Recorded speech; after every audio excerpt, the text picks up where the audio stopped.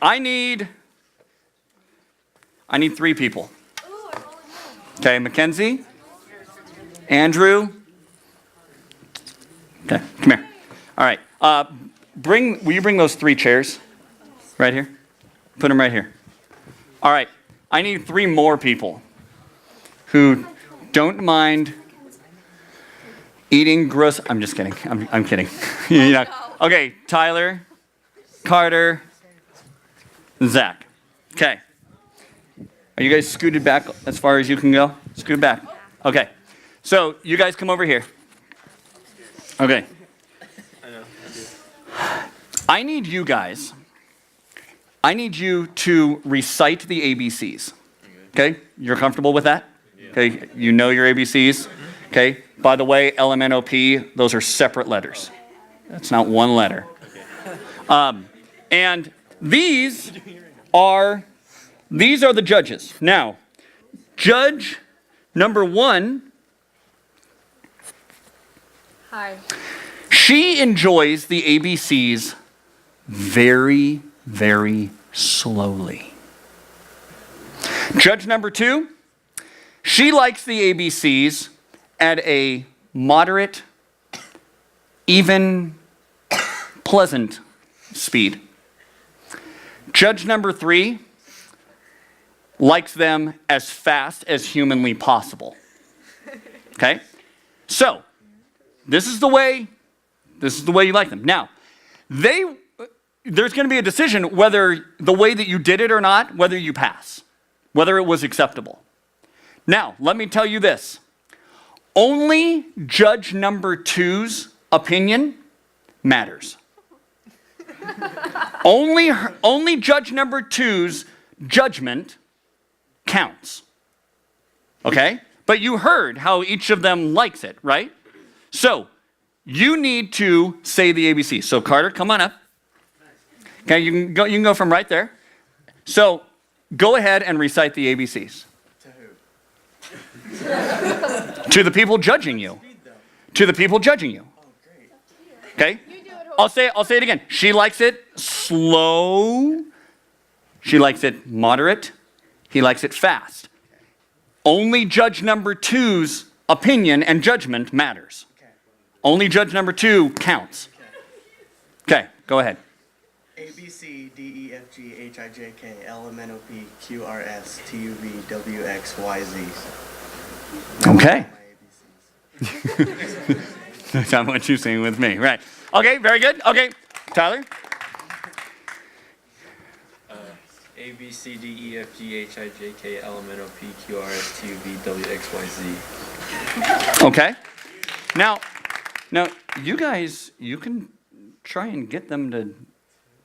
It seems like they're just going the way that she wants it. So you get. So okay. A, B, C, D, E, F, G, H, I, J, K, L, M, O, P, Q, R, S, T, U, V, W, X, Y, Z. Ooh, went with judge number 3. Okay, so Mackenzie. Yeah. So our first contestant. Okay. Pass. Okay. Contestant number 2, Tyler. He was a little fast for my taste. A little fast. A tad fast. No, he was just a little fast. It was that run. Okay. A little fast. And Zach, our contestant number 3. He was a little slow. Okay. Big round of applause for everybody. Thank you. Now, she had to have been displeased with all of it, because there was not a single one of them who went nearly slow, right? Now, judge number 2 had to have been satisfied. There may have been something, you're like, but it was clearly toward, and you got 1, right? You were pleased once, but now, here's my question. His opinion mattered. Number 2, okay? Why didn't Tyler and Carter try and make judge 1 or 2 I mean, 1 or 3 happy? Guys, why didn't you, I mean, Andrew's your friend. Okay, why, you know, what, this, I mean, and, I mean, it's a little rude. I mean, Bella was here, and she's like giving her time as a judge. Why didn't you guys, why did you just go with judge number 2? You said she's on the night.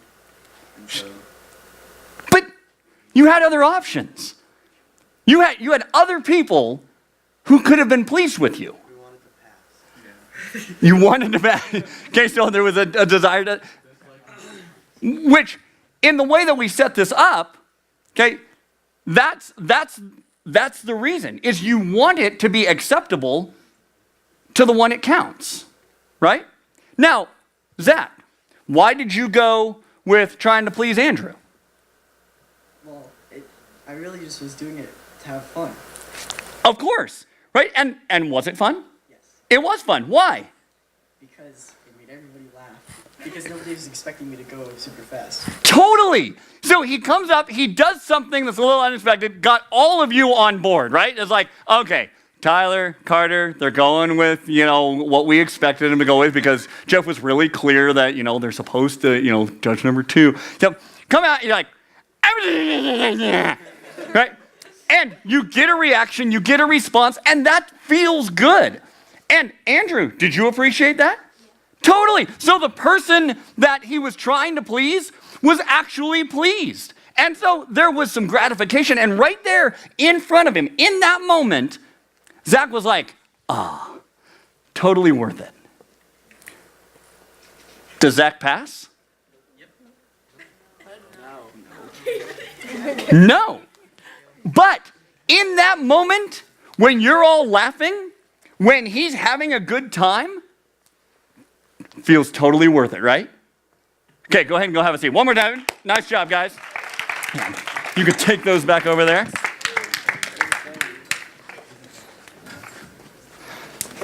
Okay. So, in our lives, every day, we feel like we are in front of a bunch of judges, don't we?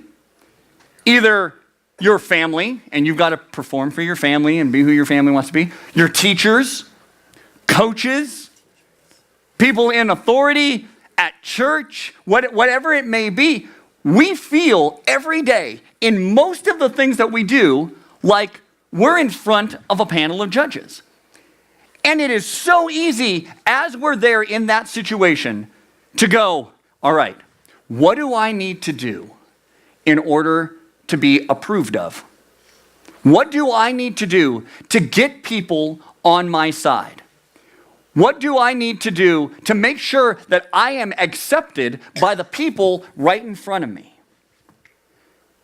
And so we will try really hard to be this person in this situation. We'll try really hard to please this person in this situation. We'll try and shape our identity and who we are to what we think is expected of us. And it can be so easy to get into this mindset of going, all right, I've just got to please everybody in some way. And I've got to allow other people to determine who I should be. But let me ask you this. How would your life change if you really settled in the belief that the opinion of only one judge mattered? That the opinion of only one was what you had to go for? See, the way that I explained it was, okay, it took away the other, like, the pressure to know. Now, Carter came up, and in the beginning, he was like, who am I supposed to say it to? How, what style? And we get like that, don't we? How am I supposed to live? Like, what decision am I supposed to make? What is right? What is wrong? What is the good way? What is the bad way? And we get into this mindset as we look at the people around us, we look at the situations around us, and a lot of times we can get into this place of going, and it's frustrating, it's disheartening, Because a lot of times, I'm sure that Carter and Tyler, they didn't want to let Bella and Andrew down. They didn't want to go. I was like, well, can I say ABCs 3 times? Can I do it? I'll do the first part fast. I'll do the second part medium, and I'll do the third part slow. Where you try and make everybody happy.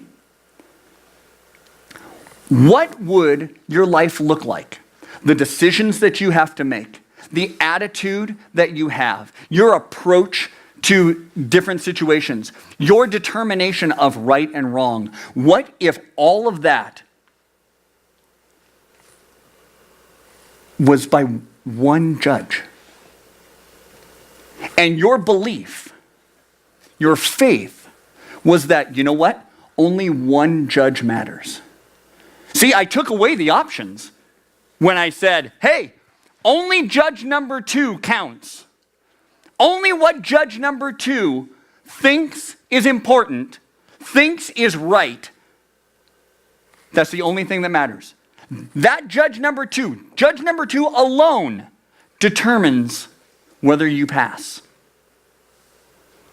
In your life, what if instead of, okay, well, around this group of people, I can talk however I want. I can tell whatever dirty jokes I want. It doesn't matter if I swear. Around this group of people, it's Wednesday night. They're probably like, the only F word I should say is faith. And so I got to try real hard and be this person here. And you're trying to please all these judges. You're trying to, what if instead, what would your life look like if you came to the belief of going, you know what? What God says. What God says counts. What God says is important. What God says is good. What God says is right. What God says is acceptable. That's it. In every situation, what God says, with God as my judge, that's it. On your sports teams, when you go see a movie, when you're hanging out, when your mom frustrates you, when your brother won't leave you alone, what God says is the only thing that matters. It's the only thing that counts. How would your life change? What would you be able to let go of? What kind of pressure would you be able to let go of if you went, you know what? My goal is to please God. My goal is to please judge number 2. That's all I have to do. So while you walk up and you're like, oh gosh, I don't want to make somebody unhappy. Okay, so I'll just do what they want me to do. Even though I don't feel comfortable with it, I don't want to do it that way. I don't think it's okay. I don't want to disappoint somebody. I don't want to let somebody down, so I'll just go along with it and I'll do whatever they tell me to do. Or I'll do whatever everybody else is doing because I don't want to get made fun of or I don't want to be the only one who's not. And we start to go, do I do it like judge number 1 or judge number 2? I don't know, not everybody's doing it. Judge number... How would your life change if your approach to every situation is, well, judge number 2? I mean, judges 1 and 3, like they can have their opinion, they can have their thoughts, okay? And a lot of times what we have, which makes this a whole lot more difficult, is when judge number 3 and judge number 1 are sitting there listening to these people go, A, B, C, D, E, F, G, H, I, J. And judge number 1 and judge number 3 over here are like, are you kidding me? No, you can't go faster than that. Oh, that's too fast. I can't. She should go slower. Come on, go slower. No, go faster. And we stand there in the midst of all these situations, talk like this, act like this. You have the freedom to go do this. Don't worry about this. If you want to do this, whatever your emotions tell you to do. And we have judges 1 and 3 shouting at us. And it can be so easy in that situation to get tempted, to get persuaded, to go, oh, well, okay, well, I don't want to, I'll just do what's easier. And we lose sight of the only judge that matters. The only one that says, you get life. Life is going to come from your relationship with me, and I am going to give you life as you are committed to following me and walking with me. It doesn't mean you won't ever make mistakes. It doesn't mean that the decisions won't still be difficult. But so many times in our lives, if we haven't come to a place where we've decided that the opinion of only one judge matters, we end up standing here going, what should I do? I don't want to disappoint. Oh, everybody's going with judge number 1. Oh, a lot of people. Well, I can get some attention if I go with judge number 3. Everybody will like me. Everybody will think I'm funny if I go with judge number 3. And we forget that we were told the opinion of judge number 2 is the only thing that matters. The others, they can have opinions and they can shout things at you and they can try and be persuasive and they can sit here and they can look all cute and they can plead with you, please do it like me, come on. Judge number 2 is the only judge that matters. But you'll get to say the ABCs longer if you go slower. Judge number 2 is the only judge that matters. And how will your life change? If you come to the belief that it is only what God says, it is only what God thinks, it is only what God calls us to, that matters. Think through your life. Like make this real to you. Whether it's on a sports team or a club or a group or in school or family, whatever it is. In your life, how many opinions are you trying to please? How many lifestyles are you trying to fit into? How many compromises are you making? How many compromises are you making because, oh, well, it's what's right in front of you? And you've lost sight of the truth of the promise that there's only one judge that matters. There's only one call on your life that matters. And through this Advent season, we've been talking about Jesus' birth and how he came and his presence. This is the evidence of God's love for us. This isn't just a baby story. Okay, the shepherds come into and finding the baby Jesus. It wasn't the world's first baby shower. It's not just this thing that we walk through. Jesus is the evidence, the proof, the physical demonstration of God's love for us. And in that, we should find hope. We should find peace. We should find joy. But Jesus' role as judge is attached to his birth. Because he came once as the evidence of God, making it possible for us to have a personal relationship with our Creator. But there is the promise that he's coming again. This time to take all those who have put their faith in him into eternity in his presence. And that judge, what he comes and he sees, as he looks at our heart, as he evaluates our lives, not, oh, did you do enough good things to pass? But do you have a relationship with me? Is the only judge that matters. It's the only one.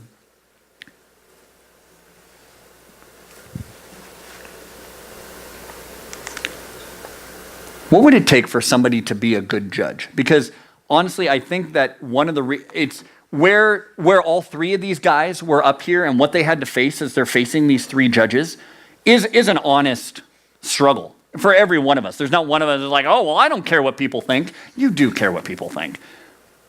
You may not care what certain people think, but all of us care what people think. We want people to have a good opinion of us. We want people to think we're cool. We want people to accept us. But if someone's going to evaluate your life, what would it take for someone to be a good judge? Nick. Experience, okay? What else? Not to be biased. They're not biased. They're completely subjective. No, objective. Objective. Yes, objective. Yeah. They're honest. You have to like know what's behind every situation. They'd have to have a full view of your life, of a situation. Now, based on those things, anybody in here want to sign up to be a judge? We do. We tend to be like, I can do that. Are any one of us actually capable of doing that? And yet, we are willing, even though we'd all sit here and be like, yeah, no, nobody could be a perfect judge. Yet, you are still willing to let the people that you go to school with tell you whether you're acceptable or not. You are still willing to let a coach or a teacher or a pastor determine whether you're good enough, whether you pass. Even though we all know no person is capable of perfectly judging our lives, we allow people to judge us all the time. And because, well, everybody else is doing it, we do it. We start to get into this mindset that we can pass judgment on others, that we can determine whether somebody passes or not, whether somebody's good enough or not. And so we begin to pass that judgment. Dear brothers and sisters, this is from James, a letter from James. Dear brothers and sisters, be patient as you wait for the Lord's return. As an example, consider the farmers who wait for the rains in the fall and in the spring, and they eagerly look for the valuable harvest to ripen. You too must be patient. Take courage, for the coming of the Lord is near. Now, he's telling us, he's reminding us that what God has for us is worth waiting for. How many of you would say that you are good waiters? You're willing to be patient. You're willing to just, you don't need it right now. You'll just, you don't mind that dinner to take 4 hours to cook and you smell it. And you're, oh, hold on, I didn't know we were talking about food here. Never mind, not patient, right? The whole wait tends to be really hard for us. And there are people who I believe have a spiritual gifting of patience. But for the most part, for most of us, in most things, the wait is killer. We hate that. We want it right now. We want results right now. We want feedback right now. We want acceptance right now. And the idea that we'd have to wait, and here James is going, look, what God has for you is good. It's life. It is full acceptance and forgiveness and care and compassion, and you are going to experience all of that for eternity. And most of us would look at that and we'd be like, all right, I'm ready, let's go. Still here. All right, God, I'm ready now. Here, hold on, I need to get closer to God. All right, now I'm ready. And when it doesn't happen, right now, when we don't get the immediate effect, the immediate feedback, the immediate whatever we are wanting to feel, that's when we start to turn to the other judges. That's when we start going, all right, well, if God's not going to give me what I want right now, if I'm not going to feel everything that I want to feel from God right now, well, then I'm going to start to turn to other things. And I love Zach's boldness and his willingness to be like, I'm going to do what I feel like doing. I'm going to do what's actually going to get me what I want to feel right now. I live in Zach's shoes. I completely resonate with that idea of going, well, I'm going to do what is going to get me attention. I'm going to do what's going to get people to like me right now. I'm going to get it so that I get the feedback and I get the encouragement and the affirmation that I want right now. And sometimes it leads me to having attitudes I should not have, to taking action that I should not have, to say things that I should not be saying, because I don't want to have to wait for it. Why wait to feel good later when I can make you laugh and feel good now? Even if what I say to make you laugh, judge number 2 would go, that's not what I'm calling you to. That's not my expectation for your life. What God has for us is worth waiting for. But we live for other people's approval, and we are shaped by other people's judgment. And James is encouraging us, going, look, think about the farmers. Man, planting season's a lot of work. Ripening season, ugh. Now, none of us are farmers, I don't think. So this may not be something that we completely resonate with, but you get it. You don't want to have to wait. I want the stuff now. And in the meantime, are you going and seeking the approval of all these other things? Don't grumble about each other, brothers and sisters, or you will be judged. For look, the judge is standing at the door. Okay, Jesus came. He was born just as it was told for centuries that he would be. He fulfilled all these prophecies and all these promises. He was born to demonstrate the love of God. And he made it possible through his death and resurrection for us to have a personal relationship with God. It is also promised that he's coming back. And he is judge number 2.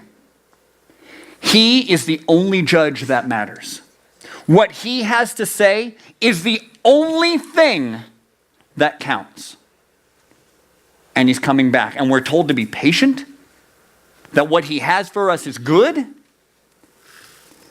But he's coming back. And it says, look, the judge is standing at the door. But before that, it says, don't start grumbling and complaining at each other. Because here's what's happening when you judge and when you grumble and complain. When you're grumbling and complaining, you're treating people bad, it's because we've made ourselves the judge. When I'm complaining that, dinner's taking too long, what have I determined? It's too long, and that what should be happening? What should be happening? Yeah, that somehow the person who's cooking it should cook it faster, or that the way that this food was designed should have been designed differently so that it could cook faster, or whatever. I've made myself the judge. I've made myself the determiner of what is right, what is appropriate, the way that things should be. When you're complaining, when we're grumbling and we're saying, this person, no, they're so this or they're so that, and we start complaining and grumbling again, we've made ourselves the judge.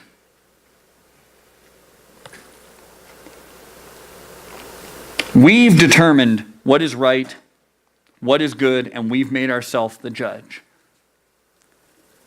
And Paul knew this was happening in Rome, with the church in Rome, where they were judging people and saying, this person's this way and this person's that way. And Paul's going, hold on. Okay, you guys are judging other people. You've made yourself the judge, when in reality, you're just as broken. You're doing the same kinds of stuff. And guess what? God is going to judge you the way you judge other people. Who wants that to happen? I think about the way that I judge people, the way that I'm critical of people, and this is something I continually through my life have been praying that God would work out of me, because I have an opinion about everything and everybody.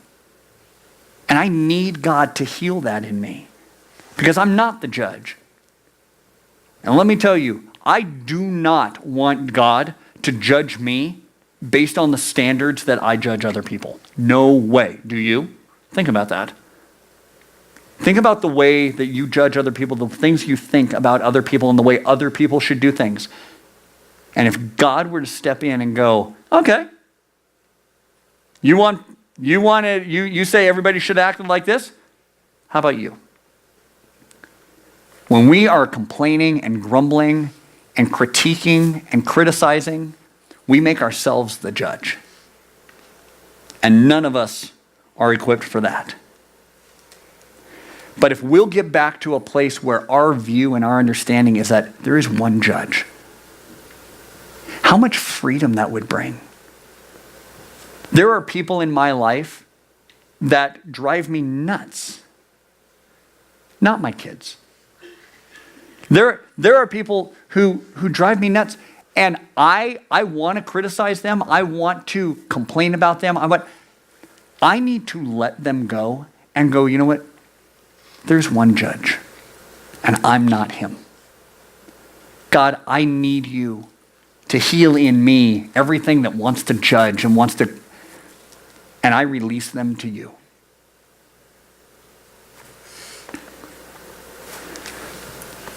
So, in your life, each day, whose opinions and judgments have you made more important than God's?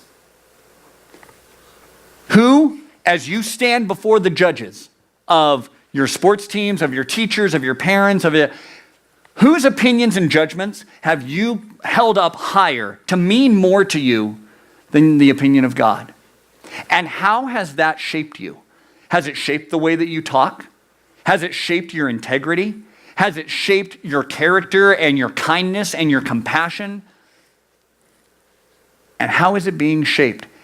Whose opinion, because you want to avoid any bad judgment on whose opinion have you raised up higher than God's? Who do you care is pleased with you more than you care if God is pleased with you? You guys, I've got to wrestle with this in my own life.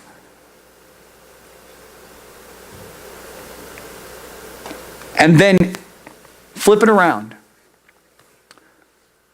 What are some ways that you need to stop making yourself the judge? In other people's lives where you look at, oh, well, they're just, oh, well, they always, oh, well, they think. In what ways have you made yourself the judge in somebody else's life and you need to release them and recognize that you are judge number 1 or judge number 3? You're not judge number 2. There is one judge that matters, and he's coming back. And he's going to look at our hearts. And if our hearts are not surrendered to him, then we get judged based on the things we've done, based on the ways that we've judged other people. And it will not end well for us. But through a relationship with Jesus, the evidence, the physical evidence that we have from God that he is real and that he wants relationship with us, through that acceptance and that faith in Jesus, we pass. We will be judged by the judge. And he will say, well done. So would you bow your heads with me? This is a completely personal message for each one of us. Because I don't know, none of us know where everybody else is and what you're going through or what you're facing. But 2 questions.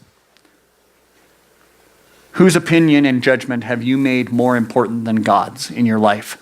And you've been chasing after their approval. You've been trying to get them to like you or accept you. And today you need to make a decision that, you know what, only God's opinion, only God's command matters. And everybody else can think what they want. Everybody else can think you don't fit in or you might get rejected, but you're pleasing God. And the second thing is, in whose life are you a judge? Have you been the determiner of what is good, what is acceptable, what's cool? And you need to surrender that, and you need to release those people and allow God to be their judge. God, I pray right now over every person in this room that you would work in a powerful way, because this is powerful stuff. We don't know how to walk through our lives in perfect humility. We cannot be a judge. We are not equipped. And yet, God, we care so much about what other people think. And we have so many opinions. But God, we want your opinion. We want what you say and what you call us to be the only thing that matters to us. So God, I pray that you would meet each person here. That you would remind us in the day when we start to give in to other people's opinion, that you would check our hearts and remind us that, no, it's only your opinion that matters. God, that when we're critical and when we start to judge other people, that you would remind us in our spirit, it would rise up and you would remind us that you're the judge and we can let them go. We don't need to be the determiner of good in their life. So God, come and do that work. We love you and we want to live for you. In Jesus' name, amen.